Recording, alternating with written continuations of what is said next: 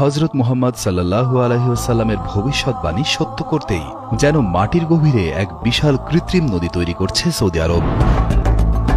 প্রায় অকল্পনীয় এই প্রকল্প বাস্তবায়নের মাধ্যমে শুষ্ক মরুভূমিকে সবুজ ও টেকসই ভবিষ্যতে রূপান্তরিত করা হচ্ছে। এই মেগা প্রকল্পের সবচেয়ে বিস্ময়কর অংশ হল ১৪,০০০ কিলোমিটার দীর্ঘ একটি ভূগর্ভস্থ পাইপলাইন বা পাতাল নদী নির্মাণ। এর মাধ্যমে দেশটি সমুদ্রের লবণাক্ত পানিকে বিশেষ প্রক্রিয়ায় মিষ্টি পানিতে রূপান্তর ও পানের উপযোগী করে সারা দেশের প্রত্যন্ত মরু অঞ্চলে পৌঁছে দেওয়া হচ্ছে। শুধু তাই নয়, বৃষ্টির পানি ধরে রাখার জন্য দেশজুড়ে নির্মাণ করা হচ্ছে ৫৫২টি নতুন বাঁধ এবং মাটির অনেক গভীরে সঞ্চিত থাকা প্রাচীন ফসিল ওয়াটার বা জীবাশ্ম পানিও উত্তোলন করা হচ্ছে।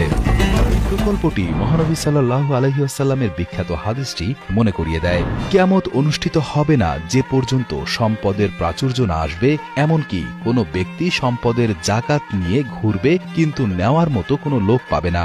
আরবের মাঠঘাট তখন চারণভূমি ও নদী নালায় পরিণত হবে। সহিহ মুসলিম ২২২৯।